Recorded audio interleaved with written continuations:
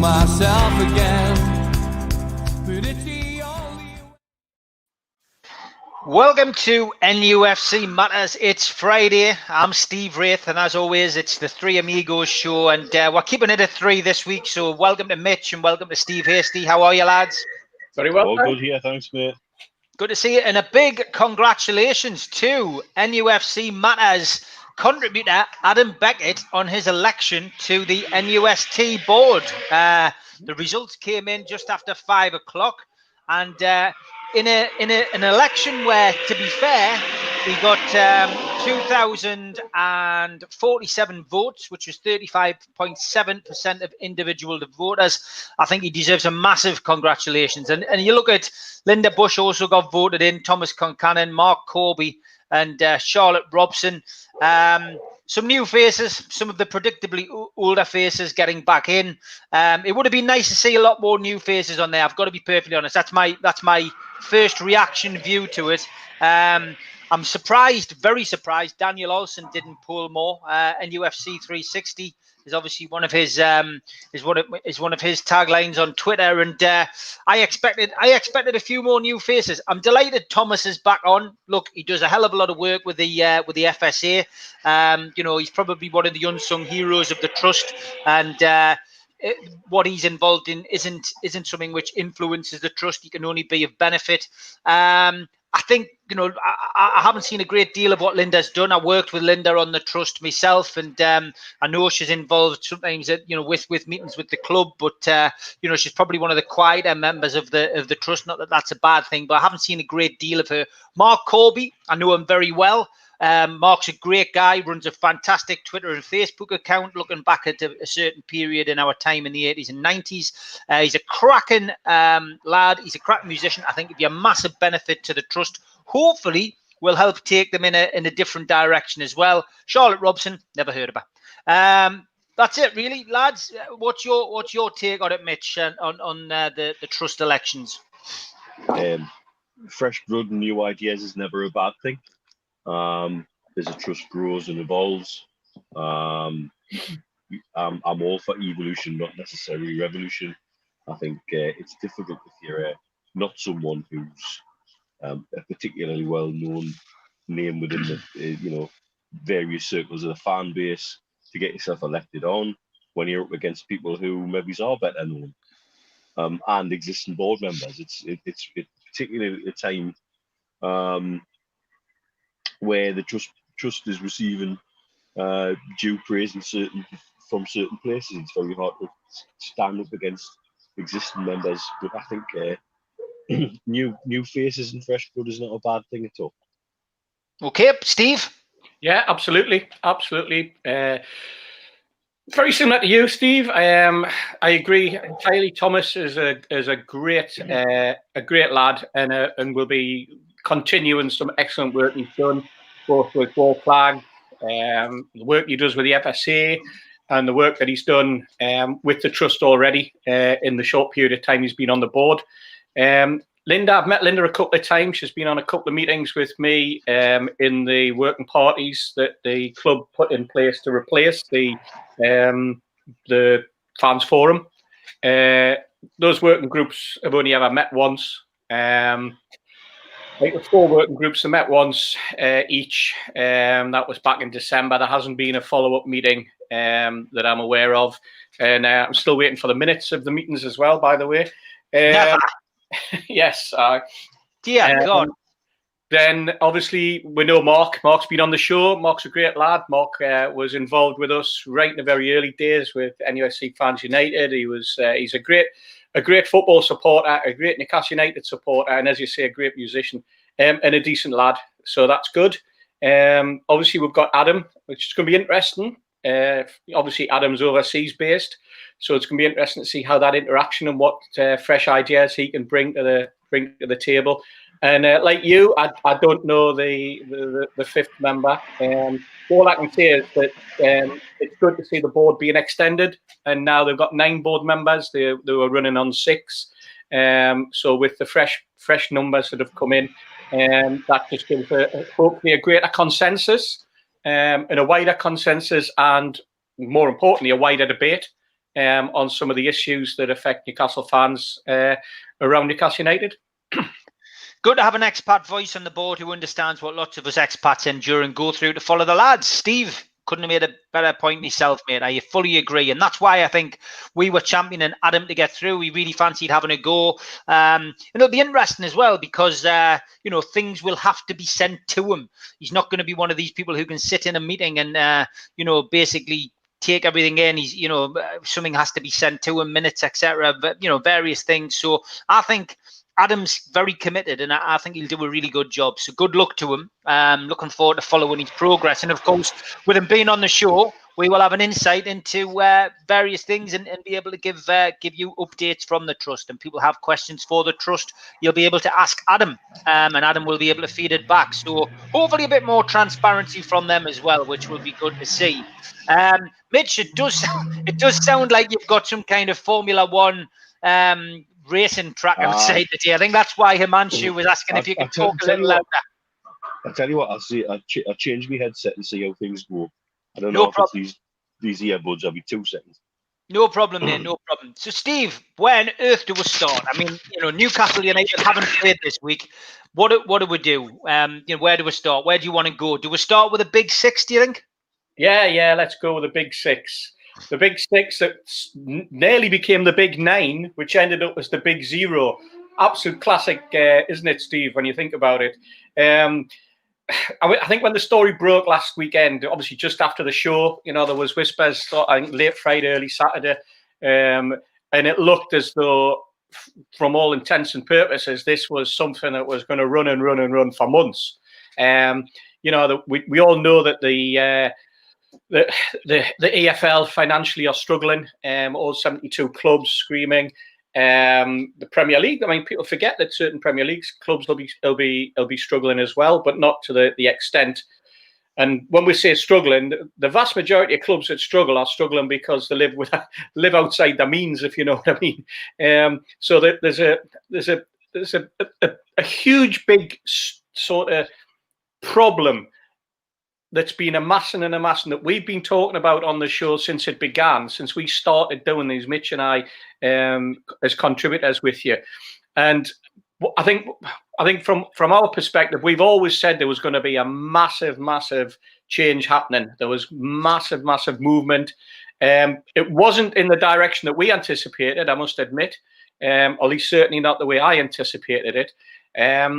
But I think it's going to spin out from the failure of the big 2, Manchester United and Liverpool. I think it'll spin out very closely to what Mitch and I were expecting when we were really getting into the nitty-gritty of this back in January, February, March, and listening to various people in high places within the EFL or who had been involved in the Premier League and the EFL. So let's have a sort of take a step back and think about what Liverpool and Manchester United actually tried to do, Steve, which was basically take over along and hopefully bring 4 people along with them, take over the Premier League, and in doing so, taking over football, English football. It was interesting to hear Steve Bruce's press conference today, and he was asked about this, and he was pointing towards Arsene Wenger really as well, and he was talking about him and his reaction to it. He also had a pop at Arsene Wenger for doing that talking with BBC's Dan Walker this week, and saying he can't understand how Arsene Wenger can stand in London and do a talking with 1,000 people, and he can't have crowds in non-league and in the lower league grounds. He said because he said, what is the difference between having 1,000 people all sit in a theatre in London listening to Arsene Wenger, or having 3,000 fans in the EFL sitting there watching their team socially distanced in a 10,000 stadium? And he's quite right. 1,000 in each of the stands is 4,000. What is the difference? There isn't a difference, Steve. No difference whatsoever. None whatsoever. I personally thought that what Wenger said was very close to where Neil and I have been coming from and the sort of information that we had been fed. But you're right. I mean, for to have a Wenger talking to 1,000 people in an auditorium at this particular time, with everything that's been going on within football, banning supporters from being inside grounds, right away from the non-league, where some clubs are limited to 150, some are 0, and then all the way through the EFL up to the Premiership. Crazy, absolutely crazy. I'm just looking at this comment on screen and wondering how this works. Toon fans, sorry I was late. I've been fitting a bug in my wardrobe. You'll have to come back with some more information on that, Toon fan. I'm not so sure. Maybe he's not. Is that because of Stewie last week being in the wardrobe? I think that's a little message for Mr. Penman. I think it is. I think it is. Mitch, that sounds a lot better, mate. I cannot hear Lewis Hamilton getting ready for this weekend and hoping to beat Schumacher's record. So it does sound a bit better. It looks like we've got better sound tonight. We're not sounding like Daleks. Yeah, go on then. Your view on this Big Six takeover, which ended up being a big flop. Big power grab. And I think that's the thing that surprised me. Out of all the scenarios Steve and I have been talking through over the last few months, it's not the first time we've discussed our concerns about the lower end of the pyramid and how teams revert to self-interest above everything else when push comes to shove. This is another level of that. This is way above, League 1 and 2 not being able to sort it out at the end of the season. This is a barefaced power grab to take steps towards what I suspect the next vision would be that European Super League. And that's where everybody wants to go. I know 100% that Super League has been discussed by a broadcaster, by one of the current Premier League broadcast partners. And I know what the structure of that involved. And it's not surprising to see the teams that would assume that they would be chucked into that mix, or they're saying, okay, the only thing my understanding was holding it back were the English clubs, because the amount of money they were getting from the English game and the television deals. And that's why the Man City ban from Europe was a threat, because there was the first English club that might turn around and say, sod this and let's go Super League. And they desperately didn't really want that to happen. But then to learn also that these discussions have been going back to last October, and to learn who was involved in those discussions and at which levels within FA, EFL, and these clubs is an utter disgrace. It's an utter disgrace. And for once, the other clubs have finally turned around and gone, no, whoa, hang on, and seen sense in it. I'm pleasantly surprised. But ultimately, they're acting in self-interest because they see more money going away from their coffers into the pockets of the Big Six. And I think they've made a number of moves that are, now it's all out in the open, are damning, absolutely damning to the owners of those clubs, and absolutely damning to how, going forward, can anybody within the Premier League trust any of these owners and clubs again? There's so much damage being done by the way this has come out, that sadly, as the landscape of the post-COVID world football world rather it evolves, it's going to be difficult to see how anybody can work sensibly with them again. Is it a broadcast partner based in Doha, Tom Lynch is asking? No, it's not. It's not. Nope. It's okay. one who may sell the irony connected to that. It's one who may still sell items that could be modified so you could watch IPTV on them. Simple answer to a simple question. Very good. Yeah, I mean, look, for me, it's been hilarious watching this, and I think this is something we've talked about in our own WhatsApp group, and we've talked about it as mates in the pub. Steve, this is the kind of thing which we've expected for years. Malky Taylor made the point a little bit earlier about, they wouldn't have stopped there; they would have gone for Europe, but.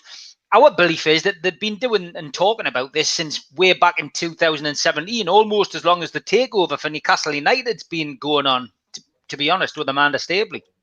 Yeah, exactly. And the fact that they were trying to take advantage of the COVID situation because they've obviously rushed things forward. They've had 17 different, apparently 17 different drafts of this document. And this was the 18th draft that's suddenly appeared last weekend. I've heard various people suggesting that it was leaked. I've got no idea whether it was leaked. I've heard people suggest that it was leaked by people close to our football club for a specific reason, to embarrass certain people. Again, complete rumor. Heard nothing from anybody that of substance that suggested that. I think what's happened is that they've just decided to try and take advantage of the situation because they were getting, the Premier League were clamouring, being crawled all over by government to put something in place to safeguard the EFL. And those two clubs will have known that the Premier League and the offer that the Premier League were putting forward was nowhere near what was in their document. I mean, we're talking the difference between 50 million and 250 million. And what was ironic is that Manchester United and Liverpool's plan was actually giving away other clubs' money. It wasn't their money. It wasn't those two suddenly come up with an extra 250 million to throw into the pot and keep everybody happy. It was a total restructuring of football using all the other 18 clubs in the Premier League's money. And Steve, that 250 million wasn't an altruistic gift. It was to be offset against future revenues that they got. So It was basically short-term loan. Yeah. And so they were going to get this cash. And my understanding from some of the contacts I've got at lower level clubs is many of the owners were happy to say, yes, we'll have the cash because they're that desperate for the cash. And they knew it. And it's almost like a bloody ransom note. And you've got this, it's like having somebody who's been taken hostage and the ransom note says, right, give it 250 million. And it's wrong to pay it, it's not right to pay it, but you're going to pay it anyway. Because you desperately need this situation resolved. And that's what seems to be happening. What's your view on Jason's question there? What's your views on the paltry 50 million offered to the EFL? I mean, I've seen a few chairmen in the EFL already come out and say, well, it's a paltry figure. It's not enough. Doesn't even cover the gate receipts we're losing for last season and this season. It's a lip service offer to look like, because let's be honest, £50 million is a hell of a lot of money. So if you're reading that as a man on the street, oh, that's a lot of money. They're offering a heck of a lot of money here. But when you then take into account the English Football League clubs collectively are losing 25 million a month at the moment as a group, it's nothing. And it's nowhere near enough to address what's going on. And it's still this point that we've banged on about on here for weeks and weeks, that the owners of the lower league clubs all turn around and say, well, it's not us that it'll happen to, but it might happen to somebody else. It's always going to be somebody else that goes to the wall, but we'll be all right. We're going to be fine. And it seems that just about every club below the championship and some in the championship are mismanaged to a point where it's only ever going to go south. I mean, for all the years I've seen bits and bobs in football finance, I've often made this comment when speaking to people, certainly in business. The business model for football is bonkers. It doesn't work, and it doesn't work in any other sport. When we were talking to around about 2014, when we were looking at certain figures, when we were dealing with the Canadian bid, and we were being told that the wages to turnover then was something like 62%. And we were being told that's a good figure. I'm telling you now, if I run my business at wages to turnover 62%, I'll probably last 18 months. Yeah, good point. But in football, that seems to be, this magic 70% wages to turnover, and everybody seems to nudge at that and act like that's a good thing. And it isn't. It really isn't. It's an outrageous figure. And they've got away with it for years. They fly by the seat of their pants. They've lived hand to mouth for years. And then all of a sudden it's taken something of this global scale to reveal how absolutely knife-edged the finances of the game have been. And it's not new to us, because we've had the privilege, if you will, to sit and look at some stuff like that. But then at the top end of the game, it's gone nuts. When we were looking at numbers in 2014, there were telephone numbers. The numbers they're talking about now are international telephone numbers. There's an extra 3 bloody digits on. And it's got to stop, because what's happened to the pyramid is you build a pyramid from the bottom up, and they're now building it from the top down. And if that's the idea of a pyramid, it's going to fall over. Yeah. Great analogy, that. Great analogy. What are you drinking tonight, Mitch? It's always an important question on a Friday. On the Moretti. Oh, he's on the Moretti. Aye, it's a well-known brand, that, mate. Well-known brand. And L71 says, Mitch, you are like Clint Eastwood. So that's one of the biggest compliments I've ever been paid, and I'll have to get myself a poncho for next week. So, in your best Clint Eastwood accent, can you just say the words "I'm not your brother" while this picture's up? I'm not your brother. Fantastic! That brilliant. I love unrehearsed stuff like that, and you nailed it there, mate. There's the winner for best impersonation of Clint Eastwood this week goes to Mitch. Malky, won something at last. Malky says, I'm really hoping we can be taken over by a committed owner who can stir the Geordie nation up and shake the so-called Big Six up once and for all. Yeah, which I think takes us, segues us nicely into the takeover, Steve, which once again has raised its lovely head. And Nick DeMarco has been busy in his kitchen with his bread and his knife and his various things. Liam Kennedy is our friend who does Tuesday nights on the show, has certainly been very upbeat and very positive. He was attacked by Michael Shopper, of course, who just said the Saudis are gone with 3 laughing emojis. Michael hasn't come on the show since he came forward with his idea of a takeover, and I have tried to get him back on, but unfortunately he is unavailable. Steve, your take on the takeover or non-takeover at the moment? Well, I suppose in a way Michael's right if he's taking on board simply the fact that, you know, a couple of months ago now the Saudis announced, or well, PCP announced on behalf of PIF that they were no longer interested in Newcastle United, and a statement came out. So if that's all Michael's talking about, then yeah, he's got that statement, and that's where it was sitting. But we all know that things have been happening continuously behind the scenes. We've got Mike Ashley, who's wanting to take the Premier League in a certain direction. Presumably that direction is in the High Court. If he can't get his way and actually sell his own football club to who he wants to sell it to without anybody stepping in his way. He's brought on, as you say, DeMarco as one of the top QCs in sport in Britain to basically take the case forward.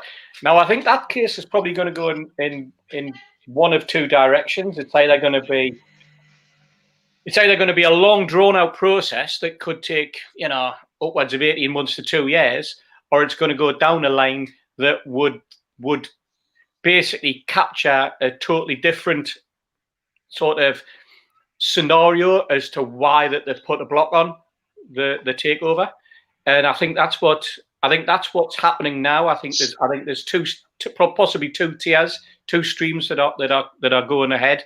And I think that the second stream is the one that could complete it first, the one that would probably have a better success rate because it could happen quicker. And I think that's where we're heading.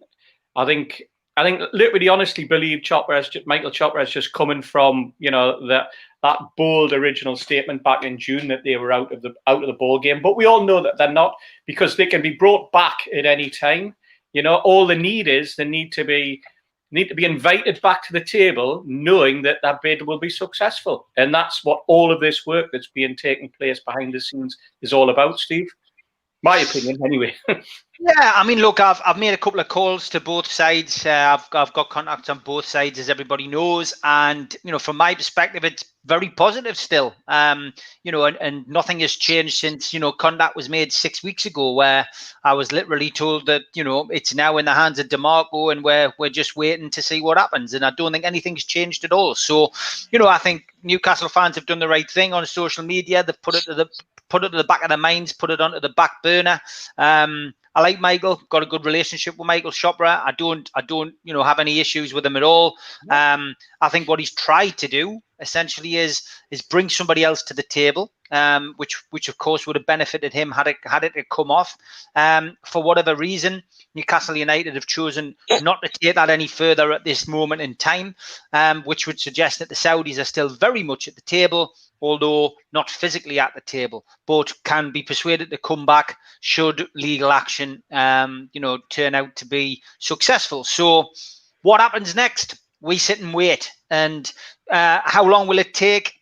Nobody knows. It would be nice to think we could get it sorted before the new transfer window opens. Yeah.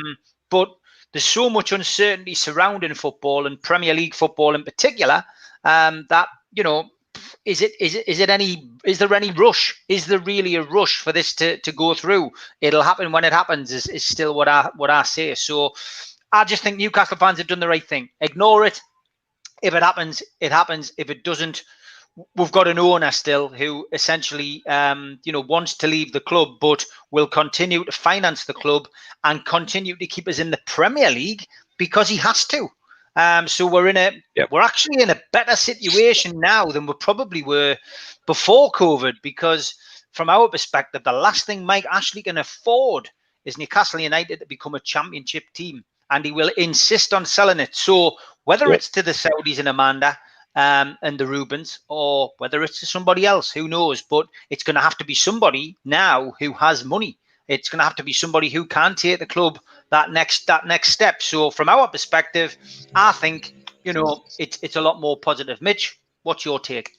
He now has more of a reason than he had previously to protect his investment, because he knows, let's be honest, there is no way he will get somebody else, no matter how rich they are, to put the deal he's got on the table now on the table. It's his last chance. It's his last chance to get out with a significant profit and walk away and have no debts to worry about, and everything's settled. It's his last chance, and he knows that. And it's actually, ironically, the whole COVID situation, the next 2 months are critical for the future of the game in England. The next 2 months, I believe, we'll see as many as 10 clubs go to the wall, is my belief, in the run-up to Christmas, the way things are going. And the game, it'll be forever changed. And the knock-on effect of that is that there's no way somebody's going to come along and pay over £300 million for Newcastle United in the modern world. So it's his last chance. And that's as good a reason as any for him to keep up there. Yeah. And it's more motivation than he's had in a long, long time to ensure that happens. Yeah, no, I think that's 100% right. I'm very positive about it, and I genuinely feel that it'll happen.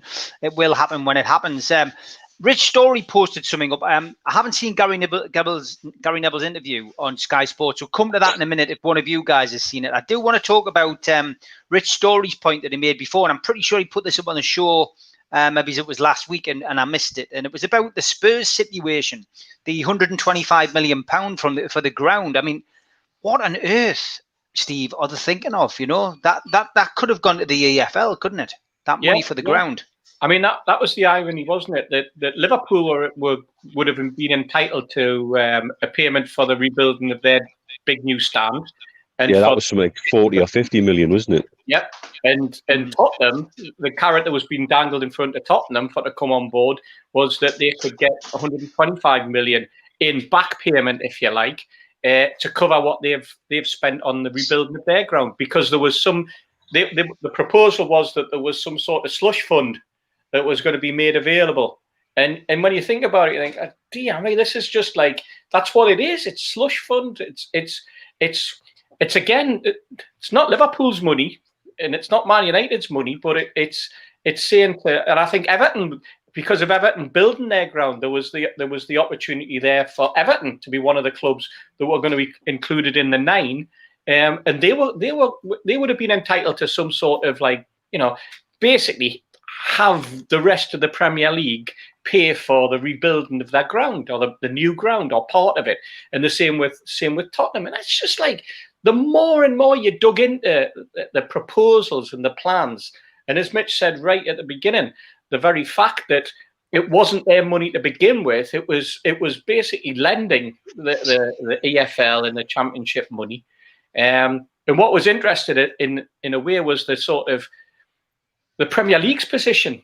And when I say the Premier League, I mean the other 18, when they've turned around and said, you know what, and that 50 million figure, I tell you what, we'll look after 1 and 2.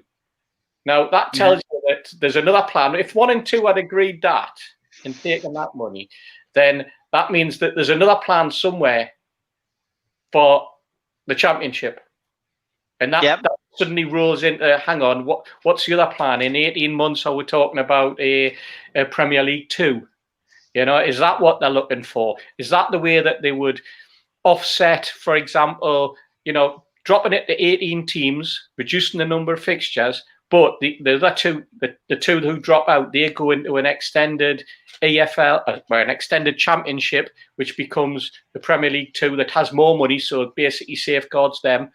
And all of that type of, like, shenanigans and financial misappropriation that is basically what it was looking like. It was like worse than the mafia, wasn't it? It was. Of course it was. It was scandalous, you know. It was using COVID the same way the mafia used prohibition. Exactly. Yeah, you're right. You're right. Keith's asking whatever happened to Henry Morris. It's always a valid question. Playing football in Lee Edwards Garden, Luke Edwards Garden, I think, isn't he? I think that's there we go. That never grows old. That was Where's Henry's spectacular book. Anyway, before we come on to the Neville comments, I just want to bring on quickly just to say congratulations, Adam Beckett. Well done, son. Hey, cheers, Steve. Thank you so much for having me on. Great day. Very excited. Humbled by all of the fantastic support that I've received from you and obviously this great community. So super excited to get started. I think we've got a lot of work to do, as we've talked about before on the show. But yeah, I just wanted to come on and, you know, just say thank you to all of your great viewers, all of the votes I received.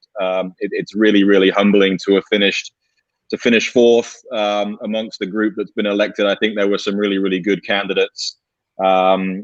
You know, again, lots ahead of us. We've got a lot of work to do, but I'm excited to get started.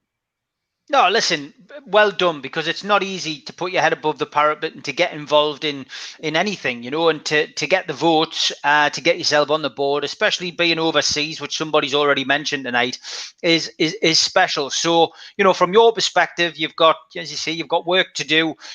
You've always got an avenue now here to basically be somebody who can get, you know, people's questions. So my congratulations to you. I know Steve and Mitch might have a bit of advice and might want to say something to you as well. But what I would say to you is use this channel, because you're on it every week, to maybe gauge opinion and take it back to the board, because it's a good cross section of people. We've got good viewing figures, and you know, maybe you might be able to, you know, come up with a few suggestions, those of you who are watching, and give Adam some advice, you know, each week, and give him something to take back. And you know, it's a positive. I think it's a positive, and I'm pleased that we managed to play a small part in helping you get elected, mate. So well done. Steve, any words of advice for Adam? And stand your ground, follow your own convictions, listen, and move forward in the way that you think best suits Newcastle United fans.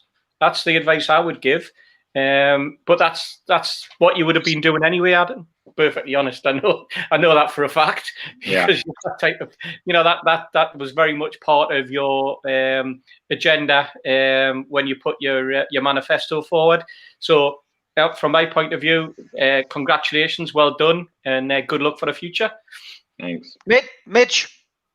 Do what you've done during the last few weeks. Reach out, listen, and take that forward. And as Steve says, just stick to your conviction. You know what's right. And don't be frightened to be the dissenting voice if that's what's needed.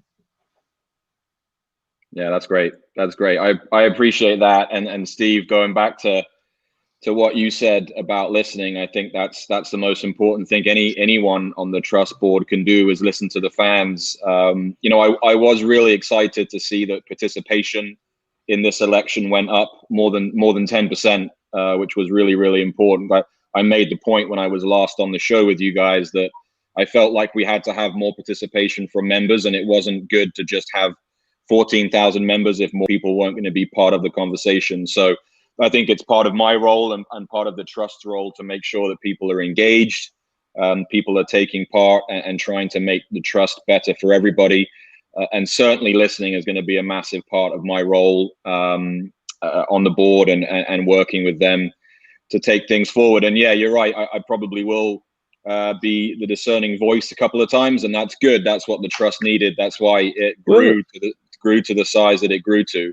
You know, I think they're keen to get more opinions, and you know, it's not lost on me that I'm the only overseas person to be elected to the board. I think that is significant. I think it goes back to the point I've made before that Newcastle is an international club, and we've got an international fan base, and I'm really proud to be on the board and to represent not only the voices of the people on this channel, but the voices of people all over the world, hopefully as well. Great stuff. Well, big well done. Go on, Mitch. I was going to say, if one thing to take away from this, if anybody thinks that me and the two Steves agree on absolutely everything all the time, that's absolutely wrong. And the reason we're good friends is because sometimes, particularly when I was directly involved with the trust, these two guys were the stop check and the break, and the people who would say, "Hold on, Mitch, that doesn't sound right to me," because it's because we're mates, we can have conversation like that.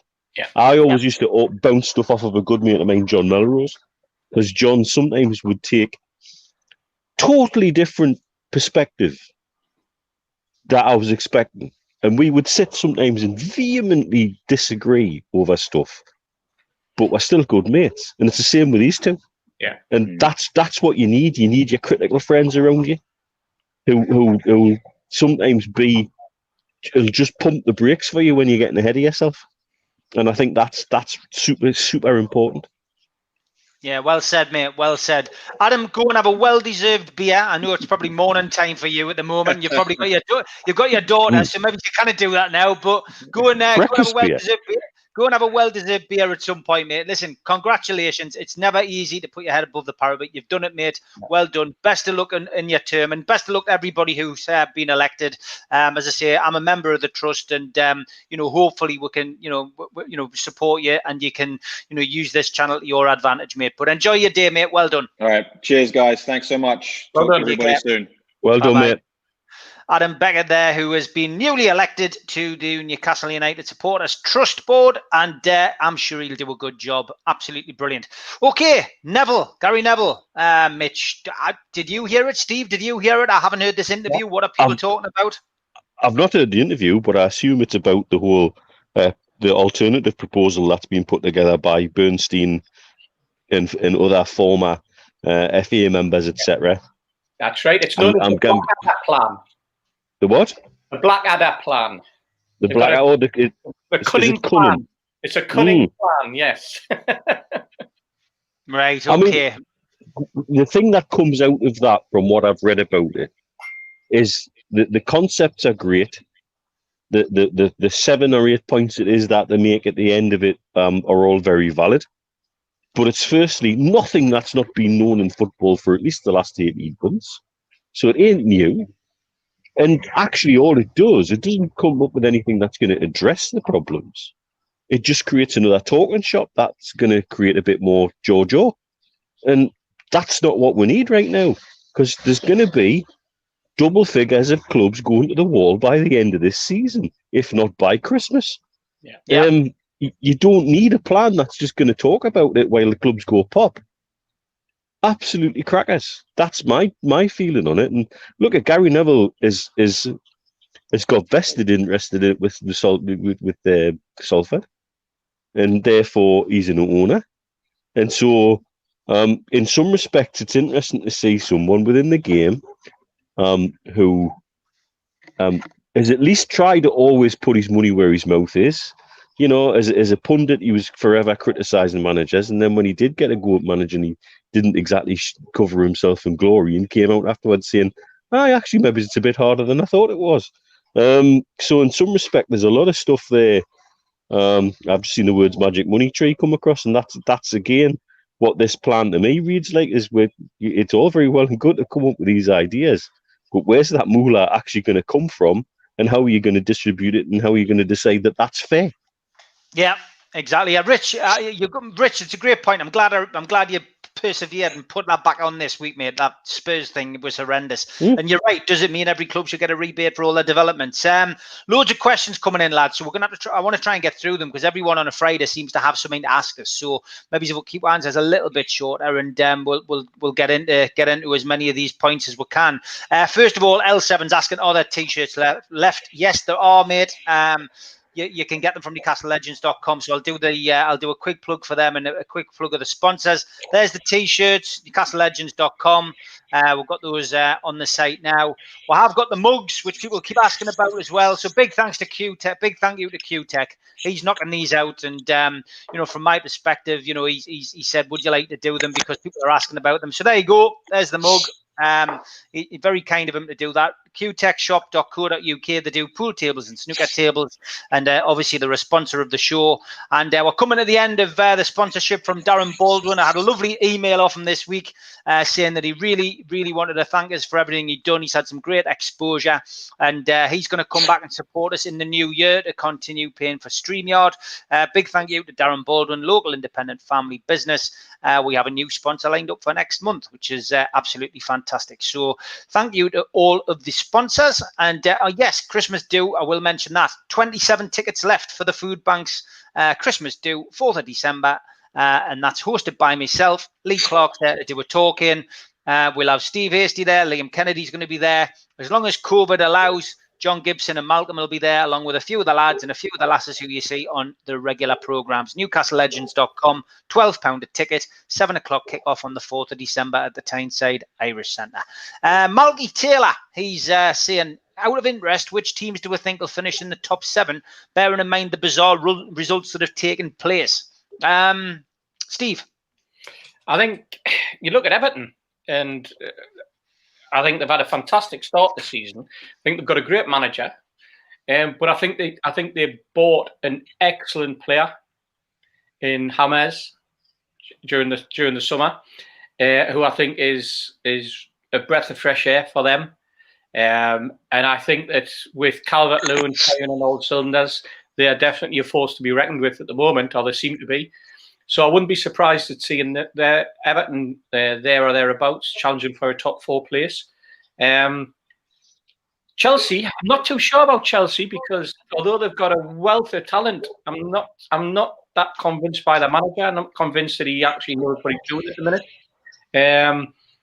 Manchester United, you look at Solskjaer and you look at like the results that we had the last time out, getting beat 6-1 at home. Of Tottenham, a resurgent Tottenham, by the way, because or maybe it was the same Tottenham we played. I don't know. I'd like to think it was the same Tottenham that we played, but we might find out something tomorrow. And you would never ever go against a Mourinho team. At least I wouldn't. So I think there's the opportunity for change. I'm not seeing Wolves pulling up any trees at the minute. Sheffield United have had a disastrous start, and they were there or thereabouts, most of last season, hovering around the top 7, top 8, top 9. I suppose the dark horses out of them all is Arsenal. And you look at what Arteta has put together. He's got a very, very young team now. He's kept the nucleus of what he had, but he seems to have added it to it. with some very, very interesting buys. Partey, for example. He's still got Lacazette there, who I think a lot of people thought wasn't going to be there. Aubameyang. Well, Aubameyang signing a new contract is the biggest one of them all, isn't it? You know, because that I put a tenner on them at the start of the season, Steve. Did you? Yeah, to win the league. What made you do that then, Steve? The way they finished last season, and the fact that Arteta was behind Man City's dominance, not Pep Guardiola. Yeah. It's never always the front man who's the main man, and Arteta learned so much under Guardiola. Yeah. And Arsenal's regime tend to pick the right man. They always go for an obscure manager who turns out to be a winner. And the fact that they won last season and then won the Charity Shield, once you win your first trophy, they always say you go on to win it. And I just feel, look, if Leicester can win the Premier League, it was worth a daft tenner on Arsenal, and that's my favourite. That's my favourite for the league this year. I think that's an excellent shout, a really, really good shout. I think that are Liverpool still the same strong team as they were? I don't think so. Problems, haven't they? Massive problems at the back. They do appear to have problems at the back. I think I honestly couldn't put them in order. I think it would be wrong of me to even try to put them in an order. But I think you've got the usual suspects and you're just rolling them around. And I think Everton thrown into the mix. Like I say, it'd be interesting to see. Leicester can go 1 week and play absolutely brilliantly and beat Man City, and then they can get beat at home off West Ham. You know? And that's the nature of the league, isn't it? At the moment, that's the nature of how football is being played out. We saw it last season. First of all, in the Bundesliga, with being the first one to start and seeing away fixtures and results with away wins that were completely off the wall.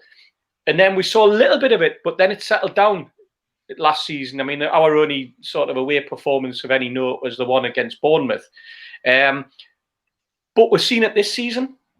You know, some absolutely great. Last time out was just unbelievable, wasn't it? You know, when you saw what West Ham did.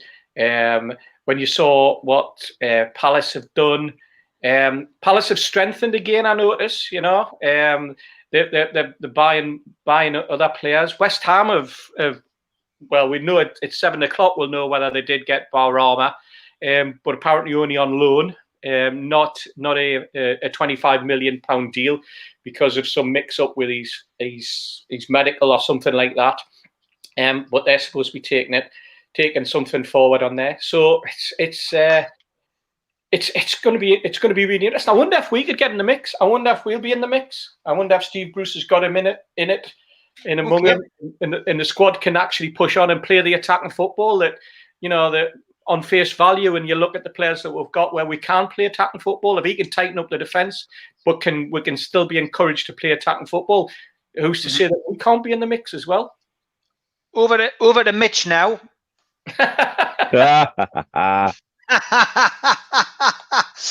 Mitch, top 7, can it be a different one this season? Well, yeah, that's my opinion on why we're seeing these weird results is we're now genuinely seeing the impact of the lack of fans in the stadium, and that some of these games get to a point where they turn into training ground games. And would Man United with a full Old Trafford capitulate the way they did against Tottenham? I don't think so. I really don't think so. And so I look at that and I see some of the odd results you get around Europe as well. And if you look at the form guides, if you look at how home advantage has much less of a influence over how a game goes at the moment.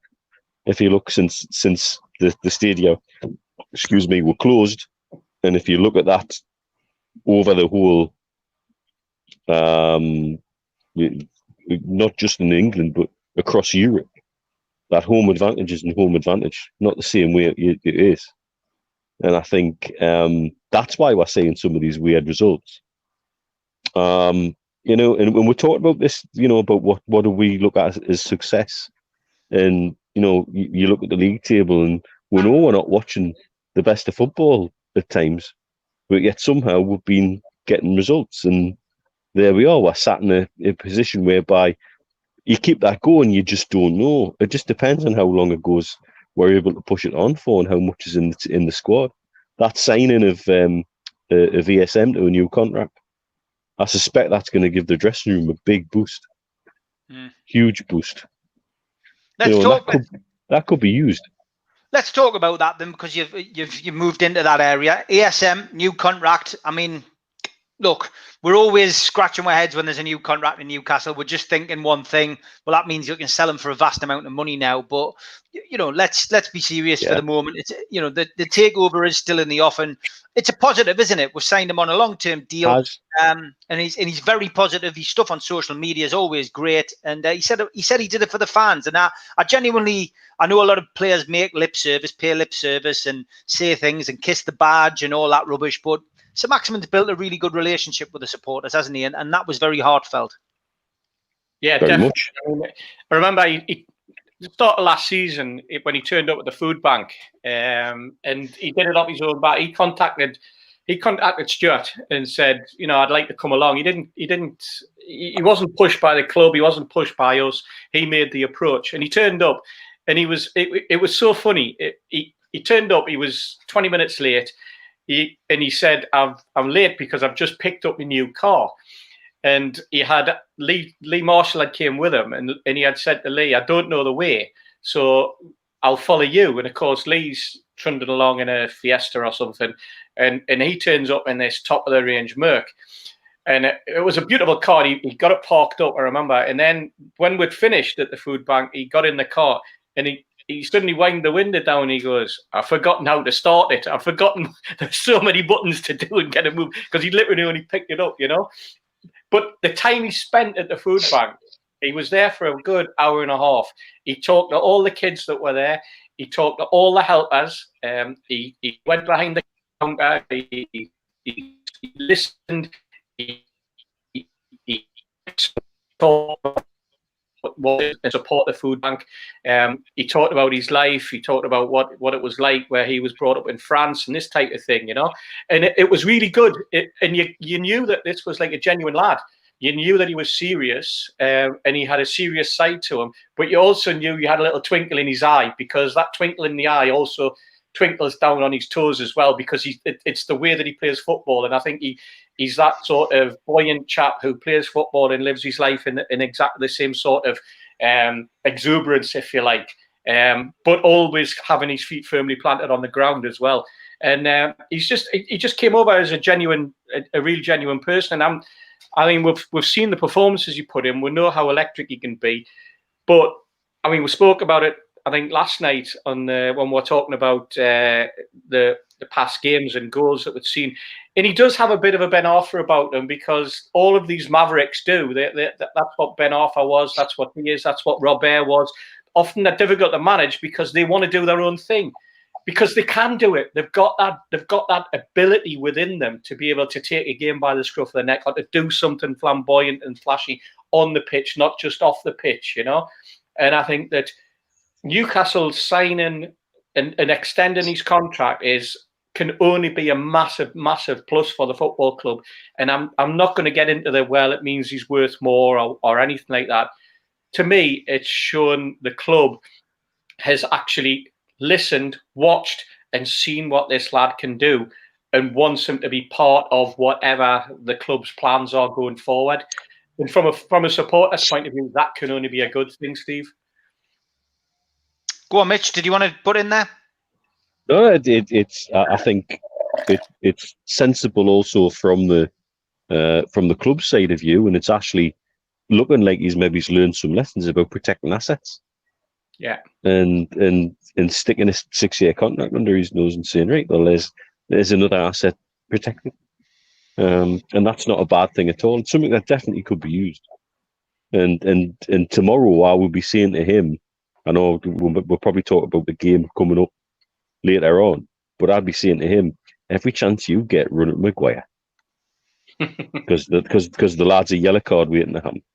Talking about him being a doubt tomorrow, I think Tom Dixon posted that, but that's yet to be confirmed. His head's probably shot, to be honest. He just doesn't look riddled with melancholy and omni absence since getting sent off, I think.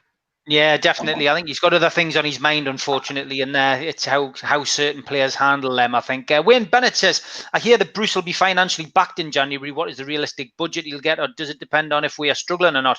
Wayne, we touched on this a little bit earlier, really, in the sense that from our perspective, Mike Ashley can't afford to go down. So if Newcastle are struggling, you anticipate that he's going to give Bruce some money. I mean, Bruce has landed on his feet really with this situation, and if it looks as if they're struggling, he's going to have to put his hand in his pocket because he can't afford to be relegated. And we're going to watch this space. Would you agree, Steve? I mean, whatever happens, that's going to be the case in January. Yeah, of course it is, and that's the way it should be. The owner should always be trying to protect his asset, but he also should always be supporting his manager where he can to enhance the squad. And if you remember, you shouldn't just be enhancing your squad when things are going badly. You should be enhancing your squad when things are going well, because you should always be looking for the next step. And we go back to Keegan, and we go back to getting rid of Andy Cole, and bringing Les in, and then bringing Shearer in, and it. I mean, I know it's different now. I know that we've got a totally different manager, we've got a totally different setup, we've got a coach rather than a manager. It's not like the old days, and we've talked about this before, where Joe Harvey would head down to the A1 and meet a player and get him to come and sign for or stuff like that, or that Keegan would drive over to Manchester to speak to somebody or wherever. Now I think the club's always said that they have targets set, sometimes 3 seasons in advance or 3 transfer windows in advance, and they have a plan, and they have a list of players. They have an A list, B list, C list, D list, and that type of thing. And they're very much model. It's a bit like the way the government looks at COVID, isn't it? They've got these models, and like how that's going to affect. If this happens, then we're going to do this. If that happens, we'll do that. We're looking at that player, but only if he comes in would we be considering him. Which means if it's him, it's not going to be that one because we don't think they'll gel or whatever it happens to be. And they use this sort of technology all the time to keep an eye on players. And they do say that they're watching 3 transfer windows in advance. The trouble is with Newcastle is that in recent times they've had managers that sometimes haven't lasted 3 transfer windows, or that they've carried on. After a manager's left, they've carried on with their same plan, but with a new manager. And the new manager, perhaps like for example, Joe Linton, he gets landed with that type of player because that was what the hierarchy wanted, or that's who they'd identified at that particular time. So it all boils down to who's running the football club, who's running the transfer system, whose role it is to identify and look at the players, and how well a coach and that particular backroom team are working together with the style of play that the coach suddenly decides he wants to play, etc., etc., etc. So, it's evolution, isn't it? It's not revolution, it's evolution with a football team. It's constantly evolving. It's constantly should be stepping up. And I think one of our critical paths that we've always taken is we've always felt that the football club in its transfer activity has never taken heed of what other clubs are doing, and we've always looked and go, just because we've got this particular squad doesn't necessarily mean that we're going to do anything other than standing still while other clubs are moving forward, and we see Crystal Palace or we see Everton or, other clubs that you think we're competing against, and we're in that sort of middle cluster, when they're getting better and when they're evolving their team and their squad. Do we just sit back on our laurels and think, we've done our business, And I think what you got with Keegan was, if there's somebody appeared and someone was available, he would also always go to Sir John Hall and say, I've got another one. There's somebody else. And he was always badgering Sir John, and he was badgering Freddie Shepherd, and he was badgering Freddie Fletcher. And it was Freddie Fletcher who then had the task of going and badgering Sir John and going, yeah, you've got a back, Kevin. We've got, that's going to be good. And then it's up to Kevin to say who's going to drop out. Well, if I'm getting him, that's, thanks very much, but you're away. And I don't think it happens like that anymore at coach's level, at managerial level, Steve. No. Jeff and Chris, thanks for taking out memberships, lads. Much appreciated. Loan transfer window closed today for domestic transfers, and none of our sellable assets found a new club. So Rolando Aarons, who'd been predicted to join Huddersfield Town today, Christian Atsu, who was attracting interest from Nottingham Forest and Watford, are both still Newcastle United players, as are Henry Save and Archraf Lazar. Neither of them made temporary or permanent moves away from St James's Park. So we're stuck with them. They're all into their last years of their deals. So the only way we're going to get rid of them is if they become free agents or they agree to terminate their contract outside of the window. So that's the bad news. I suppose the good news, lads, is that the transfer window is only a couple of months away and we're back into January, Steve. Mm-hmm. Yeah. One of our ex-players moved today, by the way. I don't know whether you saw that, Steve. Niall Ranger. Yeah. Yeah, he's got a club. He's gone to AC United, a Sunday League team. Hey, brilliant. Well done. Unbelievable, really. The lad did have talent. If you remember back in 2010, alongside Andy Carroll, he was actually getting in the squad ahead of Andy Carroll. He was ahead of Carroll. He looked the part. But just goes to show how, off-field activity just completely kiboshes somebody's career. And if they haven't got it in their head, then, no amount of football talent is going to help them when they get into those situations. And he was arranging to meet fans in Nando's, if I remember rightly, as well, on Twitter, one of which was me, which for some reason he wanted to meet me after giving him a little bit of criticism. So, yeah, what a character he was. I remember being at Blythe for a pre-season friendly. I was there with Jamie Fender, and Carroll played the first 60 minutes, and he looked okay. And then this kid Ranger came on, and we were looking at each other like, "Who the hell's this?" Because I think his first touch was an assist, and his second touch was a goal. It was one of those, and you're like, "Hey, this kid could be the real deal, yeah." Because he just looked a class apart from anything else on that pitch. And for a good section of that season, he was ahead of Carroll. Yeah. If you remember, in the 4-4 game against Arsenal, when he was brought on, he, set up a chance that could have won it for him. Yeah. And the Arsenal back four didn't know what the hell to do with him. And he's one of these frustrating individuals who came with history that, it comes back to that. How do you add the pastoral care into football to look after ridiculous talent that is flawed genius? It's the Ravel Morrison situation as well. Really, really difficult.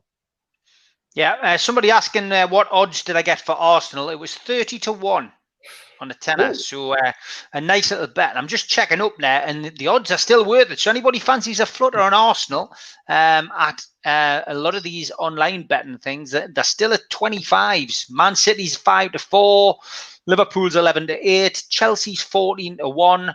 Tottenham 16-1, Everton worth a bet 20-1, and Arsenal 25-1. Then you go into when you would never have thought you would have seen this day. Man United 50-1, and Leicester 66-1. Leicester 66-1 again. It's worth a daft bet. You know what I mean? But still some money to be made there. Like if you want to have a go, because anybody is beating anybody at the moment.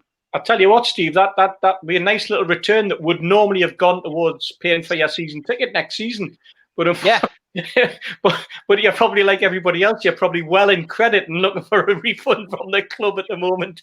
Yeah, I mean, let's talk a little bit about that. People have had answers now from the club, albeit individuals contacting the club and getting emails back. They're not going to give you your money back. Certain people are not going to get their money back.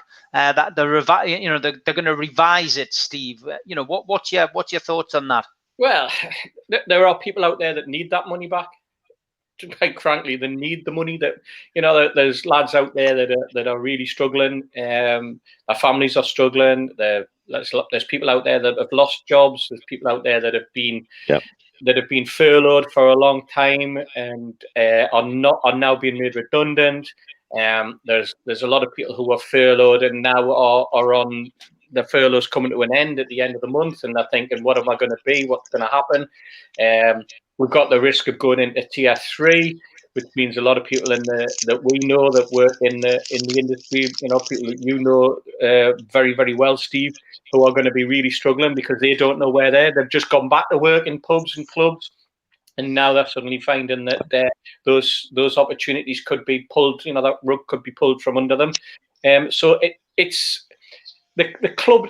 I mean, when we talk to the club about this, and I was with Thomas actually, and Thomas Concannon, who we spoke about earlier from the trust, and we were involved in a Zoom conference call with representatives regarding Project Restart, and we did point out afterwards, and we put a little resume of some ideas together, and we said, look, you've got to think that this is not going to happen, that the restart is not going to happen, and you've got to be prepared for that. And you've got to, even if it's to the point where you're putting the message out now, and we're talking about middle of September, put the message out now that if Project Restart doesn't happen, that you have a plan in place to allow for refunds, or even just to put a statement out to say you can stop your direct debit and you'll not be penalised. Your seat will be secure. Your seat will be safe. Because a lot of people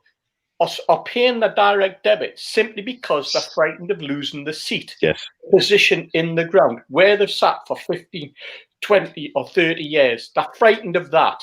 They're also frightened that if there's a termination marked on that card, a lot of the younger lads who have picked up lots and lots of points traveling to away games for years, that they're going to lose their points. So just sitting there and putting some sort of system in place, or putting the message out that said, don't worry, A, your points will be covered, and B, if you stop your direct debit because you're desperately short of cash, or you don't want to pay us for this season that we think isn't going to happen, that's fine. You'll not be penalised. The second thing we suggested was that in terms of refund, if they were going to put a refund in, they should structure it so that they say, right, well, okay, we understand, and fans, I'm sure, would have been quite happy, and they would have understood that it was going to be, because they didn't know what was going to happen at that particular time. If they had said, you know what, if you carry on paying till December, before Christmas, we'll refund you what you've paid up until then. Then when we get to December, and if you're just carrying on with your direct debit, and we get to March, we'll refund you. So do it in intervals, do it in 3 monthly, portions or something like that. That would have been better than what you've got now, which is just the deathly silence and the keep taking of money and the keep taking of money. And I know that they've gone out, and I know that probably the only thing that they've suggested to fans is that, would you like to defer? And in other words, just keep paying, and you're accruing money, so the money's sitting in an account with the football club. Now, does that mean that when we do eventually get back in, let's say it was start of next season, does that mean you've accrued enough so that you don't pay at all for next season? Are they going to expect you to carry on paying, and you're now going to be a year in advance every time, and gradually catching up on that sort of period that we had when people took up the 10-year plan? Because come February, we're going to have some fans that have paid for an entire year, have not seen a full year's football in St James's Park, and are starting to pay for the season that will start in August 2021 because of the structure. Because once it gets to February, you start paying for the following taking season. on again. Yeah. That's if it starts then. Well, exactly. So you could suddenly, if it doesn't start, you could suddenly find that you're actually owed a season and a half. Because from February, March, April, May, and June, if the season finishes in May, you've already paid 4 months, and you'll carry on paying in June, July, and August. You've almost paid for your following season as well, So you could potentially be 2 years in advance. And we said to the club, just put something out there. Just say that you're aware of the issue, you're aware of the problem, you've got plans in place. Oh, Steve disappeared there. He disappeared in mid-flow. Neil, go on. No worse. No, there's not. What Steve's saying is absolutely right. It's all become a mess because of the inaction. Because they didn't do something when they could have done something, it's now a bigger mess. And I get the point that Steve's makes about people being frightened to cancel the debit because they want to know their seat's secure. or they're frightened of losing their points. I mean, I've been through that. You know, I lost all my points through administration error when we all moved seats once, and there was no way back from it. I just had to build it up from the scratch again, and it was bloody horrible and difficult and frustrating.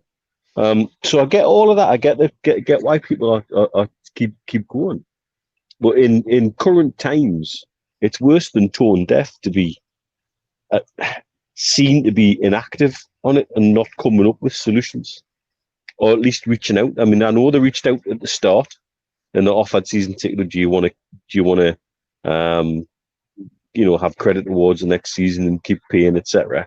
But that's not enough. Well, as my dad points out in the comment there, we had this discussion about what to do with it because there was an email came. I suspect, though, not everybody realised how long this potentially could go on for. Yeah. When that email came. And not everyone's computer literate, and not everyone's got the patience to hang around on the phone. I mean, trying to actually ring Newcastle United is an absolute farce at times. Do you know what I mean? It's like, yes, but it's the same as every business that you've got to ring an 0800 number or whatever. You're on for half an hour before you even actually speak to somebody, and half the time you don't actually speak to a human. But at Newcastle, it's exactly the same. No, and again, it just boils down to one of the things that Steve, you, myself, and others, and the guys in the trust now will go through these hoops that we've all jumped through for years, going back to that club and saying, you need to communicate with fans in a better and more effective way. And you need to reach out and be seen to be reaching out and be seen to being proactive about it. Because if you don't do it, this is where the wheels come off time and time again. And that's what this boils down to. It's communication. Communication lets them down. Absolutely. Simple way to reach out from the club to say, these are the options. This is how you can do it. This is what we're intending to do. And half the battle's won. Yeah. Steve, welcome back. Obviously, a few gremlins in your account there, mate. But communication. It's what we've always said. We've gone on and banged this drum for absolutely years, haven't we? About why communication. We set Fans United up, Steve, to be perfectly honest. But it was the lack of communication, and it was Malcolm Dix coming to us and saying, you know what, guys, there's no communication between fans. The antagonism that there is among the supporter base and the club that's built up, and that we were part of, by the way, because of the way that we were sort of hounding the club at that particular time. And he said, you know what, you've got to, I'm getting signals, you've got to try and rebuild this, and you've got to start communicating. And if you remember rightly, Steve, you and I sat with Malcolm, and then we sat with Mark Douglas, and we talked about this and talked about whether or not we should try and do something to start that communication process off. Lee Marshall took the job, or got the job as fans liaison officer, and we spent 18 months courting him, explaining and using that conduit to get him to convince the football club that there needed to be some sort of proper communication. And obviously Lee had only just started as the fans liaison officer at the time, and you were able to put your 5 pennyworth in because of the experience that you had as a fans liaison officer. And that's why we set it up, and that's why we were so keen to start the fans forum meetings, etc., and get that level of communication. And it's always been vital, and I don't think we have. Well, we certainly don't have any communication now. The only communication we get are in bit part comment, and no, that was at the will of the club. The club wanted it, and it was also at the will of a number of supporters and prominent supporters who felt as though that's the way that it should go. They felt as though there was a better way to communicate, and it was through one channel. It suited Lee Charnley, I'm sure, to have that sort of system put in place, because it meant he wasn't on the hot seat for 3 hours of being grilled and asked questions about the way that he was running the football club. Because we divided it up, and we set up, they set up these focus groups, and that's the way that they go ahead with things now. But you've got to communicate. You've got to have that element of communication, because at the end of the day, the fans are the lifeblood, and we eat, sleep, and drink football. We always have done in the Northeast, and there's always been that element of no news is good news. Well, it doesn't. It's not that. All news is good news as far as Newcastle fans are concerned, because whether it's good or bad, it's news, and we eat, sleep, and drink whatever comes out of that football club, because it's the conversation piece, whether we're talking about the good things or the bad things that are happening at the football club, because we want to talk football.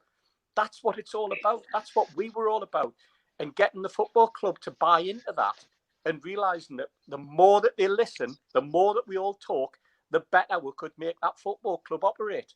And at the moment, I think it's plain as the nose on your face that the problems that they're having now are because of either a lack of communication or the wrong sort of communication. And that really, really sticks in my throat, Steve. It really, really does. Yeah, it does with me as well. Lack of communication under Ashley's reign has been absolutely disgusting. Just shows complete contempt to the people who put money in the pocket. Well said, Little Musgrave. Completely agree with you. Jason just says, Mitch, if you were face to face with Ashley and he was about to sell the club, would you say, "Go on, punk, make my day"? It's a proper the Clint Eastwood thing's running tonight, Mitch. It is, isn't it? Like, I'm definitely getting a poncho for next week.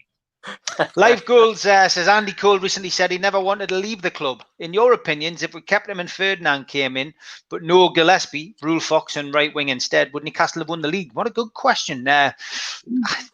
What's your thoughts? I mean, for me, I think we probably could have done. Yeah, I think it's a great shout. I'm very surprised to hear Andy Cole say that, because if you cast your mind back, we had all of that going on strike malarkey. Then I'm sure there was somebody mentioned, racist, abusive family member or something like that. And it seemed very convenient that he ended up leaving. There was a cloud. I might be completely wrong, but that's what's in my mind. There was a load of rumors doing the rounds. But every story I've heard, he did want to leave. So I'm surprised to hear that, Mitch. Makes you wonder why he's suddenly now wanting to backtrack a little bit on it. Because you're right. I mean, my understanding was the minute the Man United deal was on the table, he was off with his sort code and bank account details ready to sign on the dotted. But I think it's one of these interesting fantasy questions, isn't it? Had he stayed and would got Ferdinand alongside him, would that has been a devastating partnership as him and Beardsley, just with a different pairing of skill sets? I think Ferdinand and Cole up front together, I think that would have terrified some centre backs, because you've got everything there. Yeah.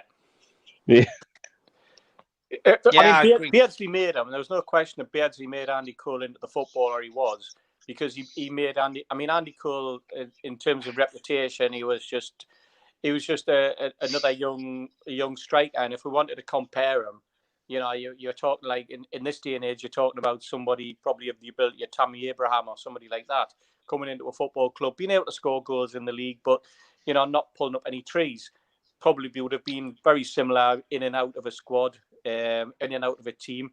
But because he had Beardsley alongside him, he was able to be provided with so much ammunition and goals on a plate, because Beardsley made Andy Cole the footballer he was. And Andy Cole, obviously, he went on and had a tremendous career after he left Newcastle United. He won everything with Manchester United. But the dynamic footballer that Andy Cole became was definitely set up by Peter Beardsley. No question in my mind. I feel guilty at times. I wonder.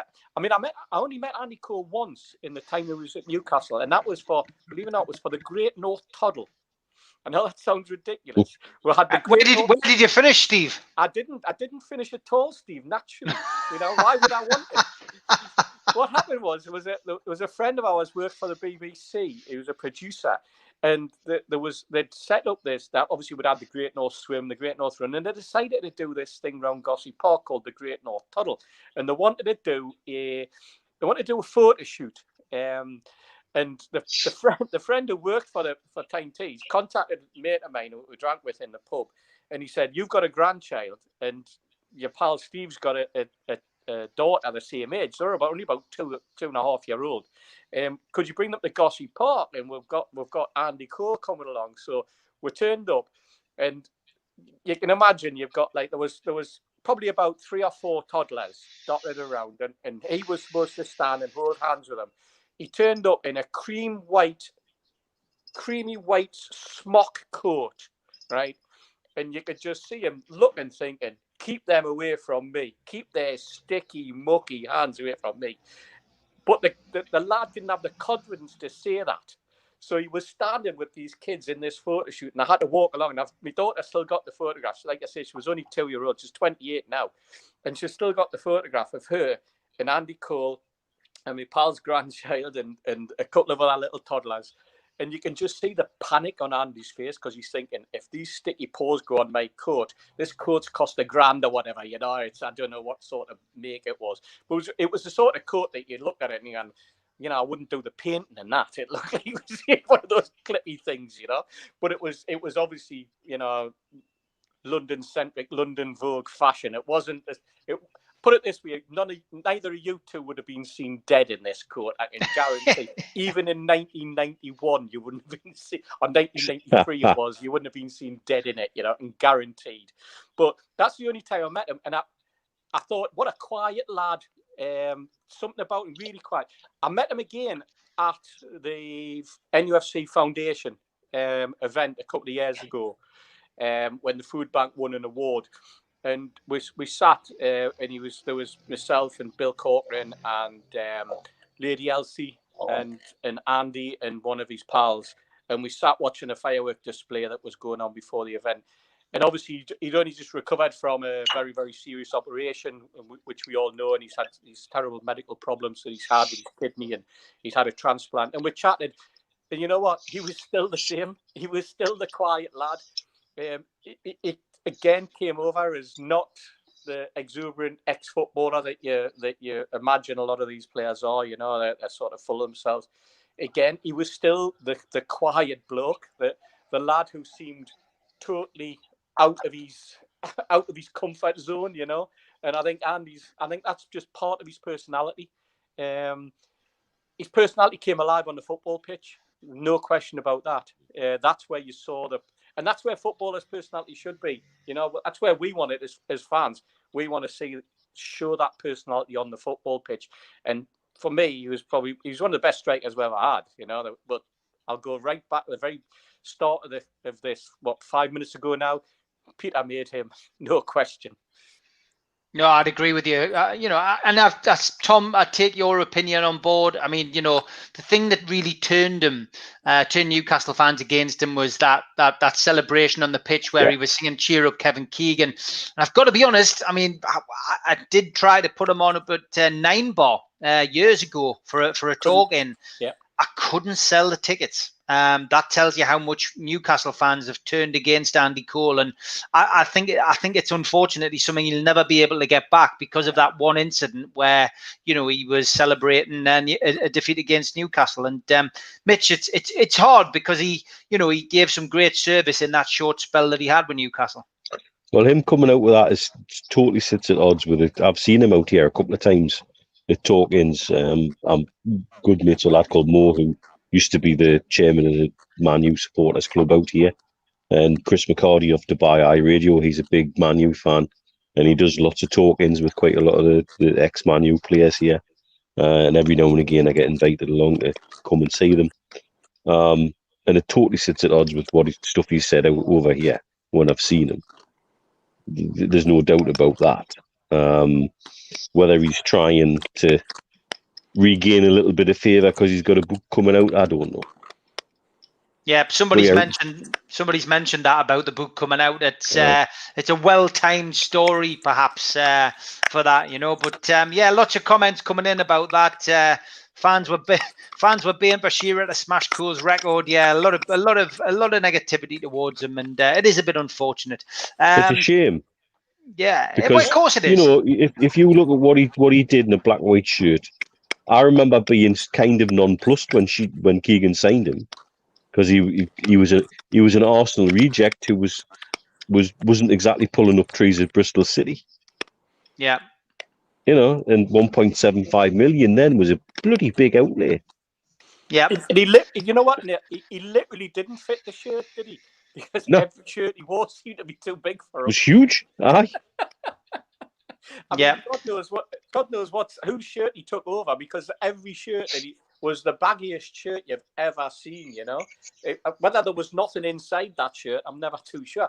But you know what? He could put the ball in the back of the net, and that's all that mattered to us at that particular time. That was the be all and end all of it. And you're right. The whole shenanigans, the off the pitch, the singing and such like. And it does go to show, Steve, doesn't it, that when you've done the talkings, most of the players, in fact, nearly every talking I've been to that you've done, the players have been so well received. But I remember that one. I remember that when you said you were going to do one with Andy Cole, and I remember both Bill and myself going, "Oh, do you think it'll sell?" And you going, "Well, I'm going to find out, aren't I?" You know, that was the way that it was.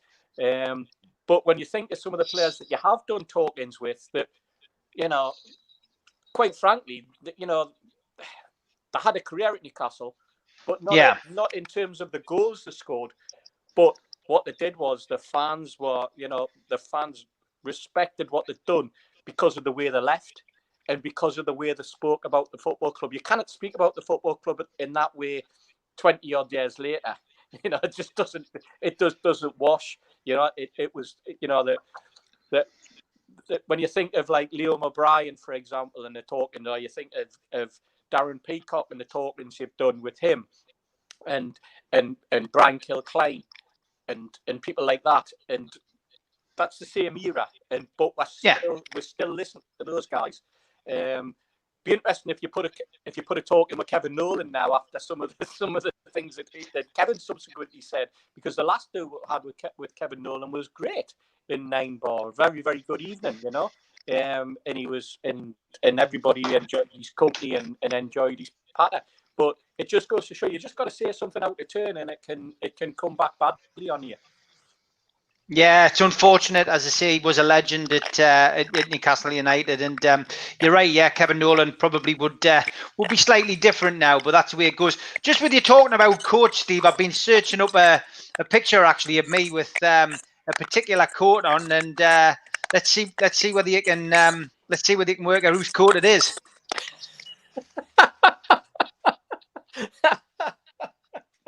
Go on. Yep, that's Tino's, isn't it? Correct. That's got to be Tino's. Aye. Yeah. That's it. Hence the I'm pretending it's cold there, lads. That's a bit of method acting. You're leaning over like Gibbo would if he was wearing it, aren't you? I am, yeah. But happy days. That was sold actually for charity to a place up in a woman up in Ponteland, and she got a big frame for it, and she has it in her doorway as you walk in. So very interesting. That got half an hour to go, lads. We will be looking ahead to the Man United game in the next half an hour. Somebody did ask, Michael Hurst asked, "Hi guys, how are you all? Who do you think will be the top scorer in the Premier League this season?" It certainly won't be Callum Wilson, I don't think, but you've got to look at Aubameyang or Vardy for me. I'm going to go Vardy as long as he didn't get a bad injury. Vardy, I think he'll be there or thereabouts this season. Mitch? Yep. I can't look past Vardy. Vardy would have been my answer straight away. I look at the way he performed when they beat Man City.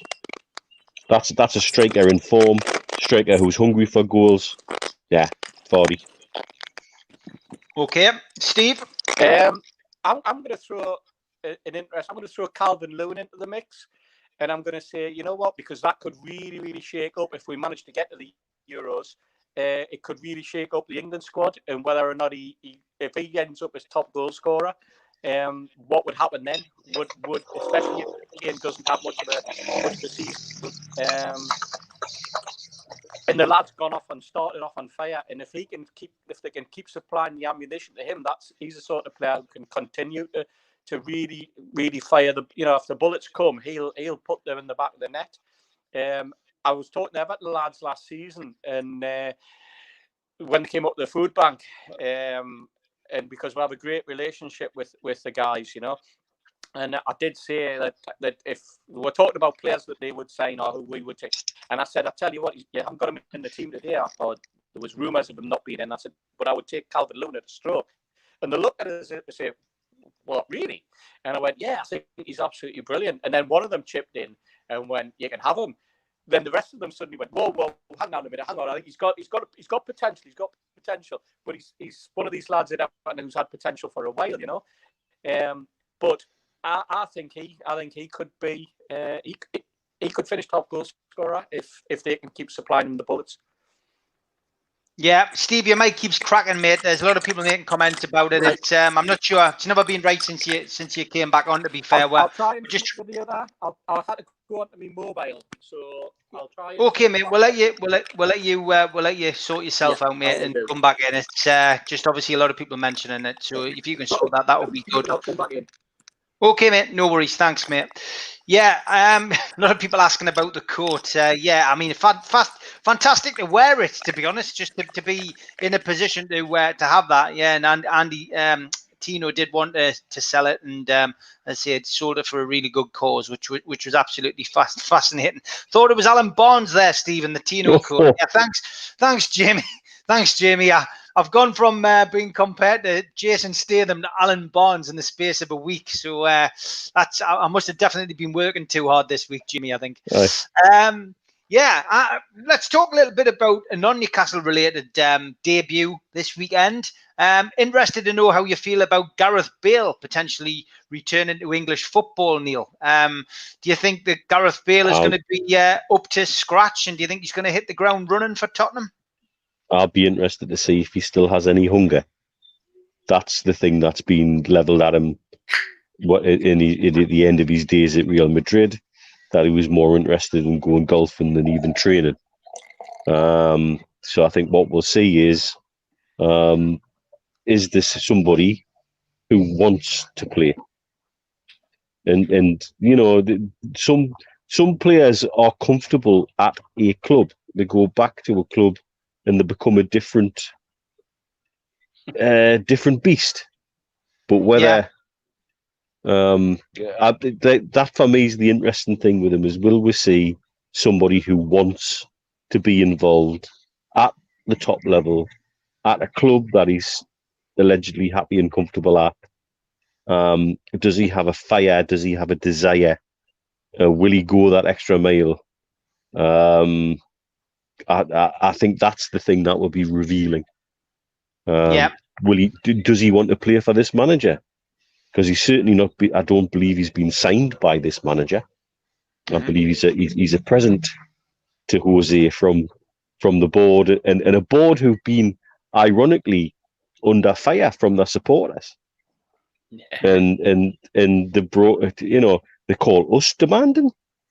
It's not that long ago they were in a bloody final of the Champions League, for God's sakes, and they've got banners out wanting rid of that board and all that kind of crap. While that club is quite happy to partake in a power grab move that upsets the rest of the football world. Yet we're the demanding ones, we're the unreasonable ones. So I think it will be revealing about what's happening within Spurs as a club. How much does Gareth Bale want to be there? And you know what? If he goes out half-hearted, you'll pick up an ankle injury probably in the first tackle he tries to pull out of, and then that's it. He'll be out for the rest of the season or something stupid like that. Yeah. Steve, Gareth Bale, going to be a hit or a miss? I think it'd be a hit, simply because I honestly thought that if the takeover had happened, that he might have ended up with us. I had this feeling. I had no reason to think it other than I was sort of playing the old bring somebody in, bring a superstar in, bring somebody with history, and in terms of a big star. But I think he's got. I think I was going to use that ridiculous word, potential. He cost 89 million 6 years ago, so it's hardly potential, is it? But he's got the ability. he's got the ability and the know-how and everything about him to the experience to really be able to show the rest of the football world what he's been holding back on for the last season. And he's got the opportunity to show the Real manager exactly what he's missed. But has he got that hunger? I think he could. I think he could do it. But I think the next few, the first half dozen games, as Mitch says, if he doesn't go down with an injury, if he gets off to a good start, and if they keep going, there's no reason why he can't have a very, very successful season. But he keeps dropping out of internationals, but he always has done, hasn't he? He's always been one of those players. And is there something in his psyche, or is there something in his physicality? Because we keep hearing he's a marvelous physical specimen, but he cannot play more than one game, in a week. I was in Paris last year when they played Madrid. When Madrid played PSG, and he went on, and I think at one point he got the ball. He took a shot from just beyond the halfway line, and absolute cracking shot, and he hit the bar. And it was one of those where you looked at the manager and he went, "How did he miss that?" And but he'd hit it from something like 45 yards, and it was obvious that he was just something about him that Zidane didn't like. That Zidane was never going to be happy no matter what he did. And I had this vision in my head of Zidane absolutely pig sick when he scored that overhead kick that won them the Champions League. He could, you can imagine, outside he's going yeah, and inside he's going yeah, I didn't want that, because that seemed to be the relationship that they had with each other. It's really, really odd when you get a manager who basically doesn't want somebody, but they paid so much money for him that they cannot move him on, So it's weird. Pogba's like that, isn't he? Because they've given Pogba another year. They've extended his contract by a year because there was a clause in it. Because he opened his mouth and said, I fancy going back to Madrid. And then going back to Barcelona. Yeah, and you go, Christ almighty. And so Man United have immediately gone, oh, Christ, we need some money for this.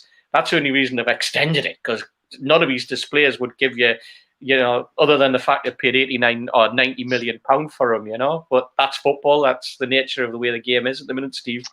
Yeah, Toon Fan says any player that gets a minnow country to Euro semi-single-handedly is a bit special. He didn't do it on his own, but I know what you mean. Yeah. A lot of people asking who Alan Barnes is. I've been compared to Jason Statham this week, and I've been compared to Alan Barnes.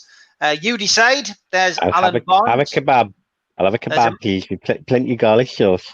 Poor Alan was mugged and had an absolute hell of a time. A woman then kindly stepped forward, set up a fundraising for him, donated him a lot of money, and he didn't really repair in the way that he should have. That's probably the best way to describe the Alan Barnes story. Still lives in Gateshead, I think. I've seen him out and about at Saltwell Park, and he's become a bit of a notorious figure, shall we say, in Newcastle. That is Jason Statham, a famous actor who I certainly wouldn't say that I look like, but I wouldn't mind being a penny behind him. It's basically, very... Steve, it's anybody who is bald. Ah, right, okay. That's it. Yeah, there's the criteria. Jason Statham, Alan Barnes, Jason Statham, and me. There we go. So, I don't know which one I look like. I'll leave it up to you. I might put a poll on Twitter and see what people say, and I'm sure I'll get plenty of dogs abuse and loads of funny photographs. Yes, you will. Okay, let's look ahead now to the Man United game, and we've got to start with those four figures: 1495. Or in monetary terms, £14.95. Have you paid it, lad? Have you paid it, lads? No. Yeah, I thought someone was saying, how much should we pay? And well, the answer is nothing. Zero. Yes. Zilch. Zilch. Zero. That's what we should be paying. I mean, what was the figure? It was something like somebody worked out that if you paid for all the 14.95 games, you paid for your Sky, you paid for your Virgin, and you paid for your Netflix or whatever it is, Amazon. Amazon Prime, I think it's going to cost you £3,995 to watch all the games this season.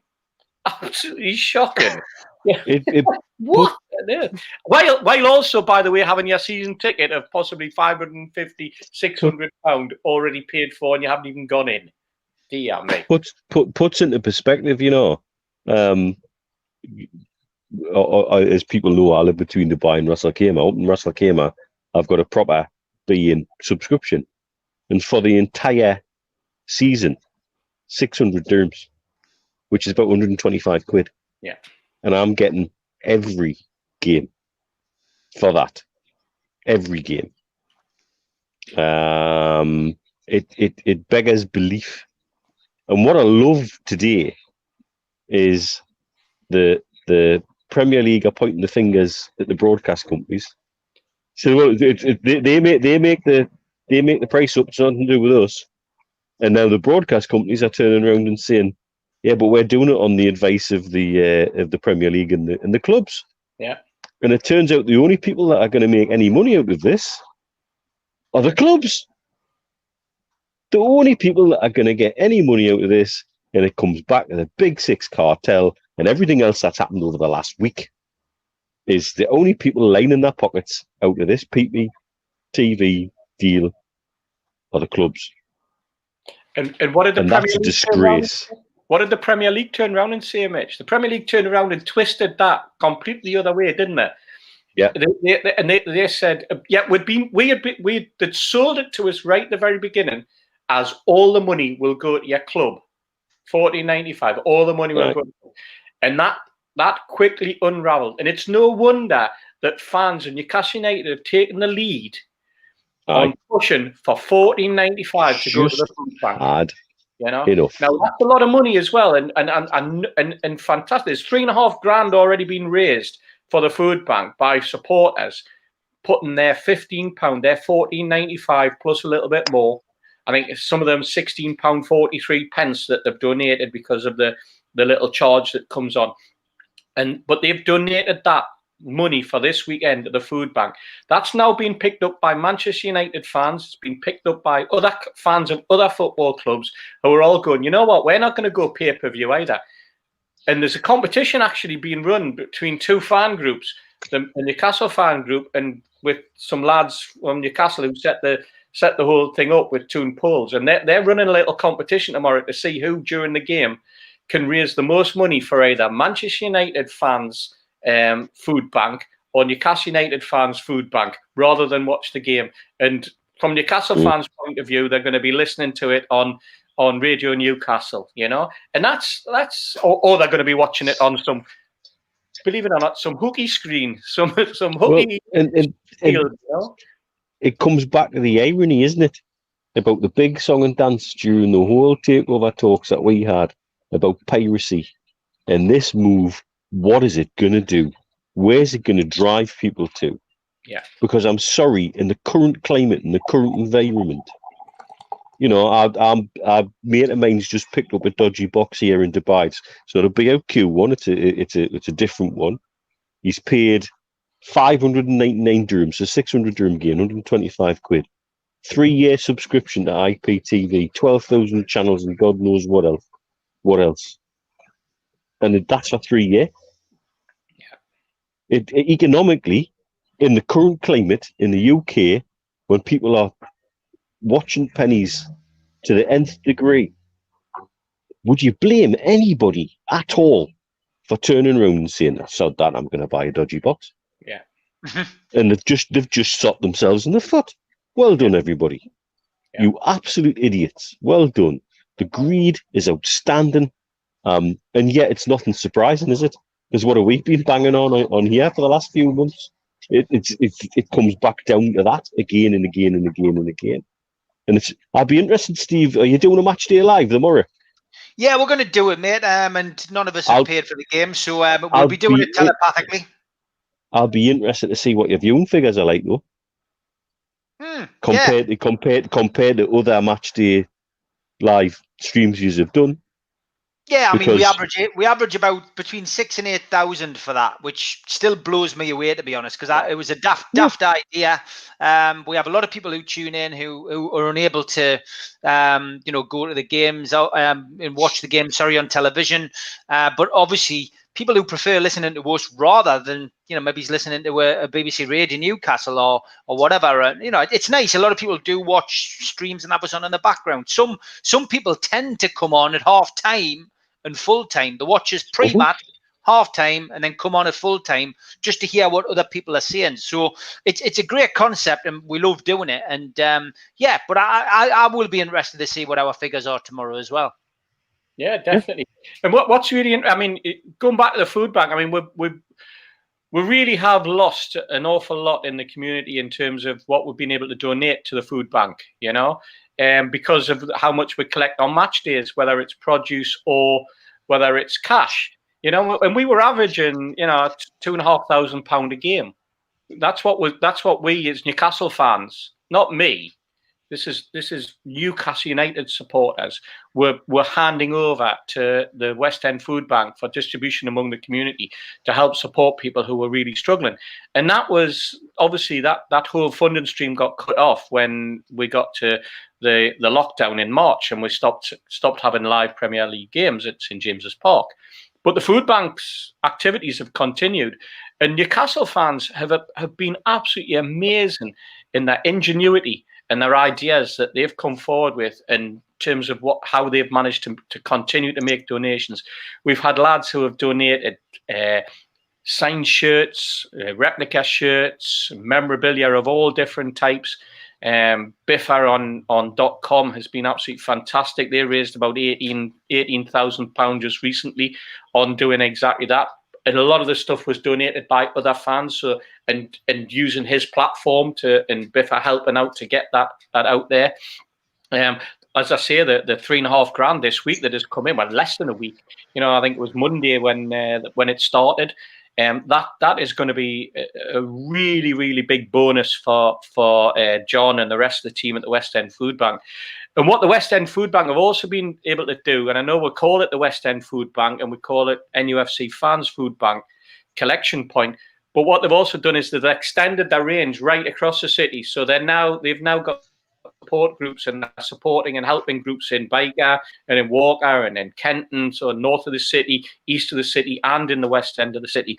And they're also being able to really sort of help with promoting the very fact that there are food banks in Shields and there are food banks in Gateshead, and down in Durham and right across the region. And it's raised the profile, if nothing else, and it's allowed fans also to do things in their own community. And to, it doesn't necessarily have to be the West End food that you're supporting, but what you're supporting is you're supporting your community. And the stuff that you've done, Steve, the stuff that lots of other fans have done has to be seen in the context, and has to be seen and has to get the praise that it deserves, because collectively our fans have been absolutely amazing. And yes, we took the lead from the lads over in Liverpool. The Everton and Liverpool fans have got together. And they've got the two clubs and they've been able to interact and do stuff together. We've been doing this on our own as Newcastle United fans. And we are up there with the lads in Liverpool as the high-profile supporters, football supporters, who are doing stuff in their community. And every single person who has donated anything to the Newcastle United Food Bank, which has then winged its way straight to the West End Food Bank, deserves the most amazing credit that you could possibly give. Match days, as I say, have been the lifeblood of the food bank for an awful long time, and we're now in the situation where we've got to keep it going, because the situation leading up to Christmas and beyond is going to be critical, because of everything that's happened with COVID as well. And that's an added pressure, because people are losing their jobs and children are going. And we've seen Marcus Rashford and the stuff that he's done with schools and the holidays and stuff like that. If the lockdown comes and we end up, or there's a temporary lockdown and the schools aren't going to be in for a fortnight, that means that kids aren't going to get school dinners for a fortnight. They're not just missing the holidays, of 1 week, they could be missing school dinners for 2 weeks. And it just adds to the pressure, the problems that families have, Steve. It really does. So hopefully everyone is going to boycott paying the $14.95. I'm certainly not paying it. Mitch and Steve haven't paid it either. If you can afford to donate £14.95 or whatever you can donate, if you can only donate £1, £2, whatever you can donate, but please make some kind of donation tomorrow to the food bank. And as I say, we have got Match Day Live on tomorrow. We'll be watching it somehow, some way, somewhere. Some way we'll be able to keep up with the score. Even if I've got to sit and watch my phone, and get something on there, then that's what I'll do. Following the Sky update on their app. Whatever I've got to do to find the result, we will be doing Match Day Live, and we'll be looking forward to your company tomorrow. Just an update: 150 votes in so far on my Twitter. Alan Barnes has got 82.7%, and Jason Statham has 17.3%. Big shout out to Dan, though, who says, Dan Langley on Twitter, he says that I do look like Walter White from Breaking Bad. I'll take that. He's my kind of person. Bad shout. He's my kind of person. He's very entrepreneurial.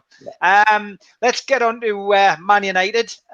Then tomorrow, let's look ahead to the game. And from our point of view, normally this game creates a bit of an atmosphere. It just takes one misdemeanor by the referee, one little bit of unjust decision from the referee, and the place is electric. Everyone's up for it. And as we saw last season, Newcastle can beat Man United. We won 1-0. Matty Longstaff got that memorable goal. A couple of seasons earlier, we won 1-0. Matt Ritchie got the goal. And the season before that was a lovely 3-3 draw, if everyone remembers that, with Wijnaldum, Mitrovic and Dummett scoring. So the last few games that we've had at St James's Park have reaped quite a few points for Newcastle. So the only thing I would say is tomorrow, obviously, Man United's away record is pretty good. They haven't lost away from home this season. I know it's early days yet, but they're playing better away from home than they are at home. They're missing Anthony Martial, who is suspended, of course, and pleased to say that Edison Cavani can't play due to quarantine regulations. Harry Maguire is rated as doubtful. No surprise there. Newcastle, of course, without Dubravka, who suffered a setback. Dwight Gale, Matt Ritchie remains sidelined. Sean Longstaff, we're led to believe now, won't make the squad. But Jamal Lascelles, Paul Dummett, Kieran Clark, Matty Longstaff have all now returned to full training and will all be available. Those players who were away on international duty are all available as well. And of course, Ryan Fraser's coming back with a bee in his bonnet and should be ready to stake a claim for a permanent place in the team after his match-winning goal for Scotland. So how do you see this game going, Mitch? Well, you said, there's usually an electric atmosphere, and that's exactly the problem. There won't be tomorrow. It could be described as flat as a witch's tit. It's just, there's going to be no atmosphere other than what the squads themselves can generate. I don't know, is the situation with Fernandes the same? Is he able to play? Or is he another one who's got a quarantine? I don't know what the... Yeah, I think there was some suggestion that he might have to quarantine as well, particularly if he's been around Ronaldo, who tested positive. Yeah, so good point. I think they're coming into this on a bit of a downer. I'm not surprised they're saying Maguire's doubtful. I think even if he's fully fit, I would be pulling him out of the line of fire because the lad looked all over the place midweek. I watched the England game against Denmark, and he just looked disastrous. And he needs time away. He needs to. His problem's obviously in his head, not on the pitch per se. Because if you look at that performance against Tottenham, particularly the goal where he pulled Shaw over and to try to get the ball, and it just created havoc in his own bloody 18-yard box. And I would love a bit of that tomorrow. I think let's just see. If it's one of these classic ones, if we're up for it and we're getting into them a bit, they don't seem to have the ability to keep their heads. Martial, with that thing with Lamela in the same game, was frankly pathetic. I mean, Lamela once kicked up the arse left, right, and centre for what he did. But for Martial to get involved in it the way he did is just stupid. And that just seems like a squad that's all over the place. But again, it's Man United. You can't say they're rubbish players. They're always full of talented players in their squad. We've just got to get into them and have a go. Yep, we're getting people asking. Well, I would agree. I would agree, mate. And, I personally feel that they're there for the taking. However, you made a valid point about the crowd. That's going to play its part. And I do believe that a lack of crowd is affecting a lot of these Premier League games. Somebody asking about what you said about Witch's tit. There we go. Basically, it's a saying in England. It is a saying in England. So how did the rumor ever get started about them being cold? There you go. I hope that explains that. Yeah, Steve, over to you, Man United. Yeah, I mean, it's always a great game, isn't it? It's always there's always an excitement. They always used to bring, the full capacity Man United games that brought up the full contingent. There were always a noisy fan base. They got into everybody's face when they were around the town. That just, there's an arrogance about them that's been there constantly. And we've at home lately we've been able to sort of put our nose out of joint, haven't we? With some of the results we had. You look back over the years, and only the 6-2 really at home was the one that we really felt as though we got stuffed. You look back at the Roy Keane incident when he got sent off. I think he got sent off twice, didn't he, against us over the years? The incident when he threw the ball at Shearer and then he had to try to have a go at him. It's something that from a Newcastle Man United point of view always sticks in the mind. Not quite as much obviously as the 5-0, but it's certainly one of those iconic moments in football. But it's one of the fixtures you always look at. You always look, when are we going to play Man United at home? When are we playing them away? And of late, you're right. At home, we've put in some great performances, some very, very good performances. Some not even average. We couldn't class them as being average performances. But the results, we had a little bit of a hex on them. And do you remember the one where I think we beat them 3-0, didn't we? It's not that many years ago that we beat them 3-0. When Man United fold, they completely fold, don't they? It's very rare that they do, but when they do, they really implode. They're really. I mean, we get into them, and Mitch is dead right. You've got to get into them from the start. That's what we're like. But the atmosphere when you play Man United, the atmosphere when you play Liverpool is always tremendous. And that's one of the things, when you walk out that game, you always feel as though you've been at a game because the atmosphere, there's sometimes when over the years and as well as I do, Steve, when you've walked into St. James's Park and you felt flat as you walked in. There's something about, whether it's the past results or off-field activities or whatever. But when it was Man United, no matter which season it was, you are going to go, I'm not even going to let them know that we're worried. I'm not going to let them know that we're concerned. I'm going to get in there. Even as a supporter, you got in there with your chest stuck out because you were determined that what was going to happen on the pitch was going to be reflected from what you were showing externally, And that's the beauty of going to a big crowd, a 52,000-seater capacity stadium and playing the top club, what basically is one of the top clubs in the world, Phil Jones, that was the one where he nodded the ball down, where he went and couldn't decide he was going to knee it or head it, and he nudged it, and it went wide of the keeper. And those are the moments that you live for, isn't it? When you're playing a big club like that, when somebody makes a rick, and that's why I'm hoping Maguire's playing tomorrow. To be perfectly honest. Yeah, me too. Yeah, I would hope to see Maguire playing. It would give us a chance. But it's a game 8:00 tomorrow night, which is of course live on that dreaded pay-per-view. As I say, please donate your money or as whatever you can to the food bank in your way of protesting against it. I'm really surprised there wasn't a U-turn on that, but if I suppose if Boris was running it, then maybe there would have been a U-turn, but sadly that's not the case. A few more suggestions coming in for Steve Wraith lookalikes. Ming the Merciless, thanks very much. Stavros Flatley, yep, I can see the resemblance there. And not quite this one, Albert Steptoe. How are man? That's getting a bit desperate now when you're starting to say that. Go on, the Mitch. Give us your prediction, mate. Odd goal in 3, 2-1 us. Oh wow. Okay, Steve. 1-0. I think I can beat them 1-0. I think it's going to be one of those games, and I think we could beat them 1-0. We always said the lack of a crowd kind of dampens. You know, we would have probably gone for a 5-2 or 5-3, something like that, some crazy result. But the lack of a crowd. And speaking of which, Steve, I've got to say, there's a young lad that sits behind me at the match. A young lad called Ben. He sits with his dad, Craig, and the lack of a crowd is one thing, but when we're not at the game anymore, people like Ben are going to really struggle because they're so wrapped up in football and they so love going to St James's Park, and we forget that some of us are really, really struggling and missing out on being at the game. And Ben is one of these people who would. You asked me the result.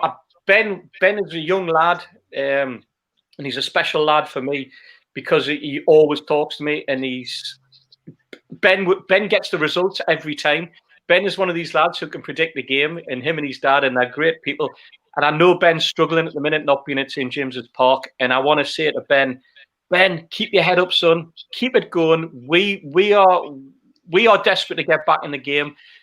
We're all desperate to get back into St James's Park, and it will happen. Don't worry. Keep the faith in your football. Keep the faith in Newcastle United.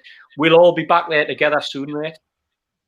Yeah, and it is hard. It is hard for everybody, but harder for some more, more than others. And pass on our best, mate. Pass on our best, please do.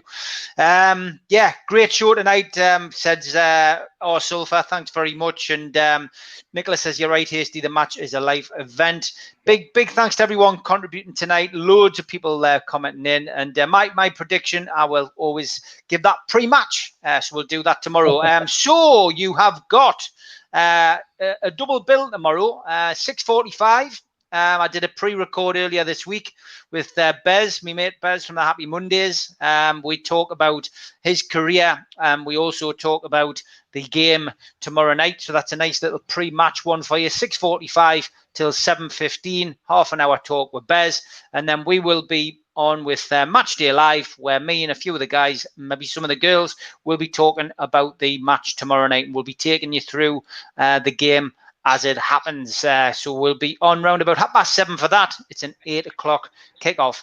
Looking forward to seeing you guys for the Retro Show on Thursday. If you missed that, it was on last night. We had a great crack about Blackburn Rovers, some happy memories. It's in 2 parts because we had some gremlins in the system, unfortunately. But look, absolutely great show tonight. I'll just show you a few of the comments. B. Taylor, cheers, lads. Cracking show.